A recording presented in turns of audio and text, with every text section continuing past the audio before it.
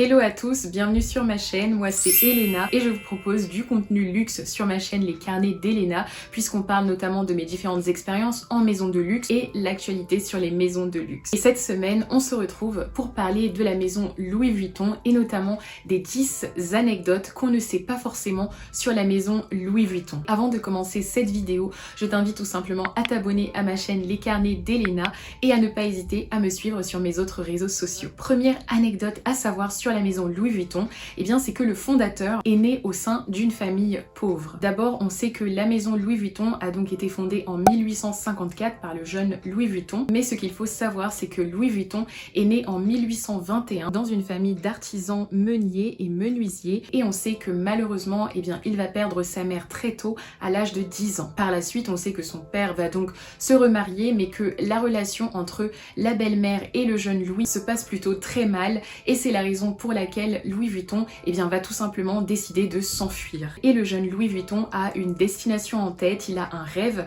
c'est celui de rejoindre Paris. Et sans argent, Louis Vuitton va marcher plus de 470 km à pied pour rejoindre Paris, ce qui va lui valoir un voyage de 2 ans. Deuxième anecdote, Louis Vuitton a travaillé au même endroit pendant 17 ans. Alors lorsqu'il arrive à Paris, Louis Vuitton a 16 ans. Pendant son périple, il a travaillé, il a fait quelques petits boulots, mais maintenant il recherche du travail dans la capitale. Et c'est chez Monsieur Maréchal que Louis Vuitton va trouver un travail en tant qu'apprenti lailletier emballeur maltier. Donc en gros, son métier consiste à réaliser des coffres de voyage. Et pendant toutes ces années chez Monsieur Maréchal, Louis Vuitton va même gagner en notoriété. On sait qu'il va même être connu parmi la haute société parisienne, parmi certains clients fortunés. Il va même devenir le maltier officiel de l'épouse de Napoléon III, Eugénie de Montijo, impératrice des Français. Troisième anecdote, celle-ci concerne la contrefaçon. Alors la contrefaçon n'est pas un problème nouveau au sein de Louis Vuitton. En effet, Louis Vuitton avait déjà dû faire face à la contrefaçon de ses malles. En effet, avec l'arrivée et le développement des voyages en train, la malle, comme vous le savez, était devenue un élément essentiel pour voyager. Mais Louis Vuitton, comme je le disais, commence à avoir un certain succès et donc ces malles vont commencer à être copiées. Et pour limiter les premières contrefaçons, Louis Vuitton va essayer de chercher des solutions. D'abord, il va adopter un nouvel imprimé, un damier beige et brun, avec l'inscription marque Louis Vuitton déposée en 1888. Ensuite, il va aller plus loin dans la technique de fabrication de ces malles en ajoutant un mécanisme de verrouillage breveté pour les malles. Et à cet instant, Louis Vuitton arrive à bien se distinguer de la concurrence, alors que la plupart des fabricants de malles utilisaient des serrures ordinaires faciles à forcer. Louis Vuitton développa un verrou spécial quasiment impossible à ouvrir sans la clé adéquate. Et enfin, en 1896, l'étoile commence à ressembler à ce que nous connaissons tous de la maison Louis Vuitton avec l'arrivée du monogramme LV. Alors petit aparté, si vous êtes intéressé par la maison Louis Vuitton et si vous souhaitez en savoir plus sur le secteur du luxe, je vous recommande vraiment,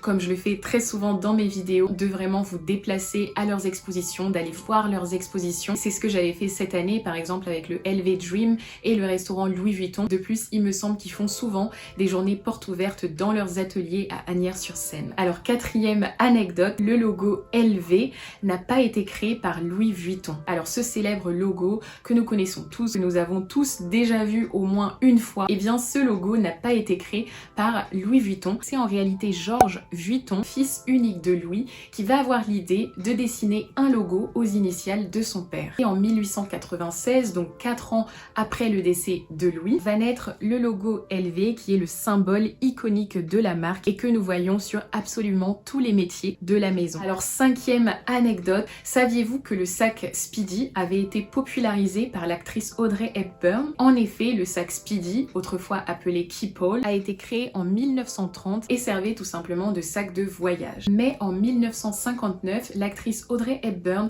va tout simplement contacter la maison Louis Vuitton pour leur demander de transformer le populaire Louis Vuitton Keepall dans un sac au format miniature qu'elle pourrait utiliser quotidiennement. Et à la demande d'Audrey, la maison Louis Vuitton introduit une version plus petite du Keepall qui devient alors le Speedy. Alors aujourd'hui, la gamme du Speedy s'est vraiment élargie. D'abord, il est disponible dans différentes tailles, d'abord en 35 et en 40 cm de large. On le retrouve notamment en toile damier ébène, en toile damier azur, encore en cuir, donc les différents cuirs utilisés par la maison Louis Vuitton, comme notamment le cuir de vachette. Sixième anecdote, 3 familles de Vuitton se sont succédées au sein de l'entreprise. À la mort de Georges Vuitton, fils unique de Louis, son fils aîné Gaston hérite de l'entreprise. Gaston devient ainsi la 3e génération d'hommes Vuitton à diriger la maison et il va jouer un rôle clé dans l'expansion internationale de la maison. En effet, c'est sous sa direction que la marque a ouvert de nouvelles boutiques à travers le monde. De plus, l'entreprise a commencé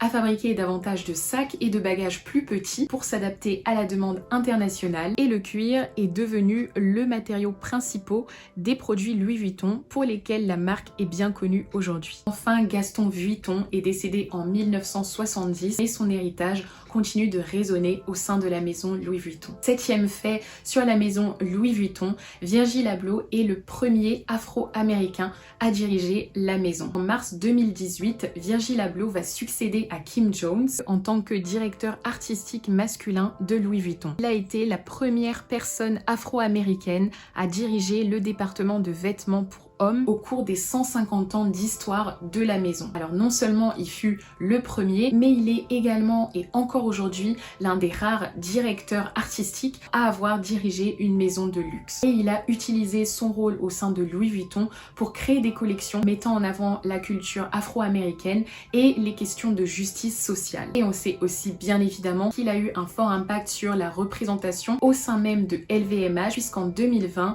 il a créé la LVMH Black Database, c'est-à-dire une base de données de talents noirs avec laquelle LVMH peut travailler. Alors 8e fait sur la maison Louis Vuitton, eh bien c'est le fait que la maison ne fait jamais de soldes. Ayant moi-même travaillé au sein de Louis Vuitton, je vous assure que on ne fait pas de discount ou de soldes. En fait, c'est une politique commune aux maisons de luxe et à la définition même du luxe, puisque l'ultra luxe ne solde pas, sinon ce ne serait pas de l'ultra luxe. Après, bien sûr qu'on trouve de la seconde main Louis Vuitton sur certains sites même très fiables, mais je tiens à préciser que pour les produits neufs, eh bien c'est vraiment en boutique Louis Vuitton directement ou encore en ligne que la vente s'effectue. Saviez-vous que la maison Louis Vuitton a créé son premier parfum il y a près de 70 ans? En effet, la maison Louis Vuitton a déjà œuvré dans le secteur de la parfumerie pendant le XXe siècle. Ces jus étaient enfermés dans des bouteilles de cristal gravées par des artistes de renom. Alors le Daily Times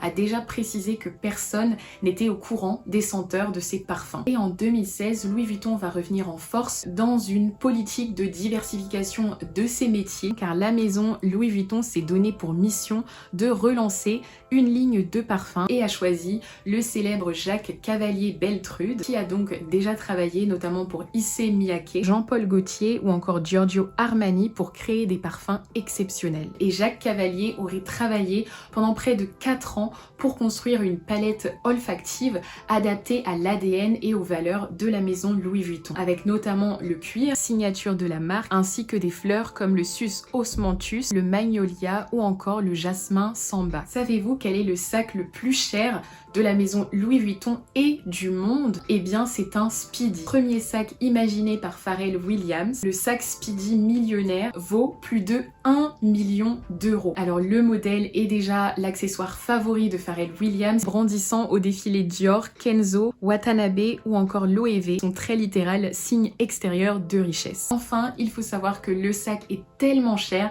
qu'il n'est même pas mentionné sur le site de Louis Vuitton car réservé à une clientèle très exclusive. Ça y est les amis, c'est la fin de cette vidéo. Merci beaucoup de l'avoir regardée jusqu'au bout, j'espère qu'elle vous a plu et j'espère que vous avez appris des choses et que vous en savez un peu plus sur la maison Louis Vuitton. Je vous invite à regarder toutes mes autres vidéos. N'oubliez surtout pas de vous abonner pour ne pas manquer mon contenu. Merci donc d'avoir regardé cette vidéo jusqu'au bout et on se retrouve très vite pour une prochaine vidéo.